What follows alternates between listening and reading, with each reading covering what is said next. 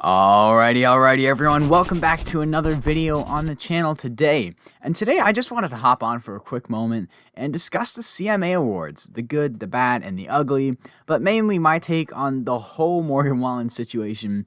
If you want to skip ahead to the bit about Morgan, I'll leave timestamps down below, but before I do, I want to give some brief surface level thoughts on the CMA Awards this year as a whole. So, it's definitely worth mentioning, I didn't actually watch the CMA Awards. Quite frankly, I had better things to do, so I don't really have the right to comment on the show itself from a viewer's perspective, although from different clips I've seen and from the words of others, it sounded like a steady improvement from last year. I definitely think having the crowd back plays a big role in that. It goes without saying packing a stadium in with people will get the energy up, especially after last year where everything just felt a bit awkward. Performing to nobody was just so awkward. By the looks of it, rating-wise, it's pretty much level with last year, but if anything, a little lower. As for the nominations, looking across the board, it's definitely not as bad as it has been in the past, but I'm also not crazy over the nominations. Vocal Duo of the Year is always going to be weird to me because there's really not many vocal duos in mainstream country. Like, for crying out loud, Brooks and Dunn were nominated again. I'm not saying there's not plenty of great duos, but within the mainstream tunnel vision the CMAs has, it's just the same duos getting nominated every year, and then it just comes down to who is the most relevant. Not that Vocal Duo is the only award that's a popularity contest, and we'll get to that, but it definitely just seems like a super dry category.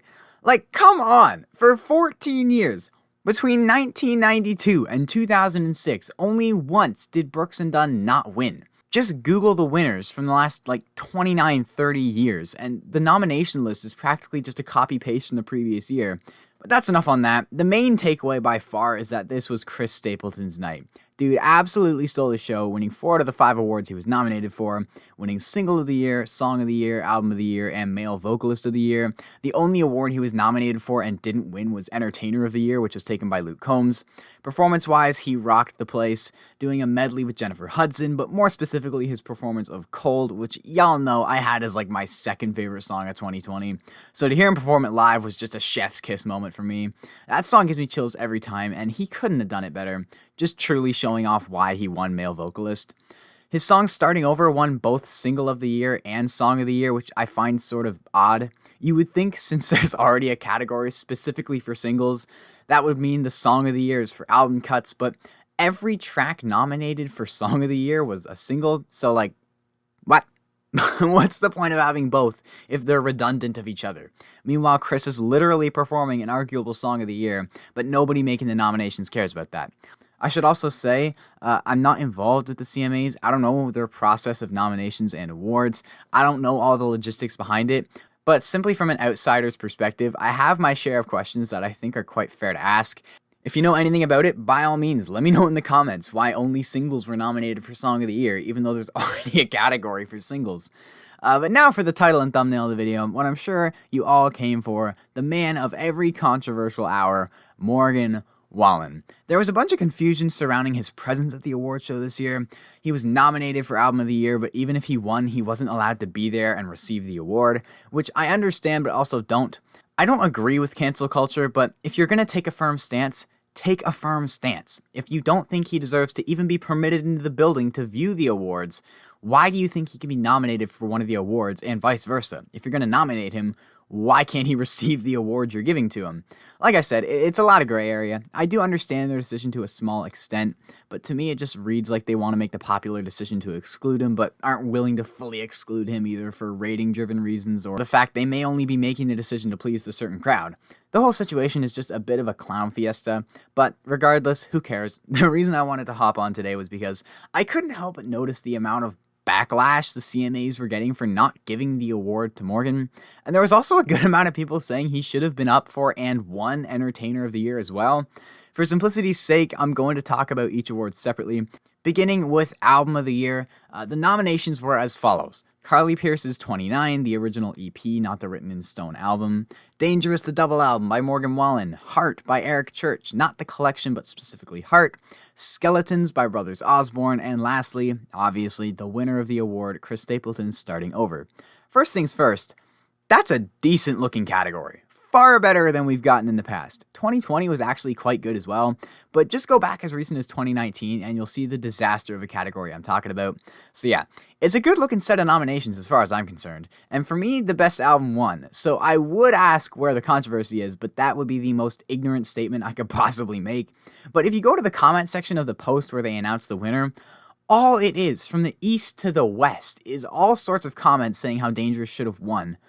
Oh, Dangerous was the album of the year. Complete robbery. Morgan Wallen should have won. Rigged. Oh, it's all rigged against Morgan. Blah, blah, blah. But like, this wasn't a robbery. Looking at that set of albums, I am perfectly fine with any of those albums winning. Perfectly fine with that. Maybe not Brothers Osborne because their record has faded on me, but that could also be recency bias. But I digress. Point being, that is a competitive set of nominations. It's not like 2019 where you had 4 servings of human feces and Desperate Man, but then Girl by Maren Morris won. What? That is a robbery, and that is from the most unbiased position I can be in. Just look at the nominations here. However, to get back on topic, the reason I was annoyed at the barrage of comments and tweets and whatnot saying Dangerous should have won is that the bulk majority of comments I saw where a reason was provided was based on the stance that, based on the numerical success alone, Dangerous should have won. Now, I'm not denying the numerical success of Dangerous. It was actually stunning, although we all know what gave it a hefty boost. But like, for as long as I have followed country music closely, the biggest complaint regarding award shows is that the biggest nomination wins. Whoever got the most streams, whoever had the most airtime on radio, won. And our issue was that normally meant mainstream pop acts that get the benefit of the support from multiple genres of fan bases won the awards. Your Dan and Shay's, your 2019 Thomas Rhett's, your Maren Morris's, etc.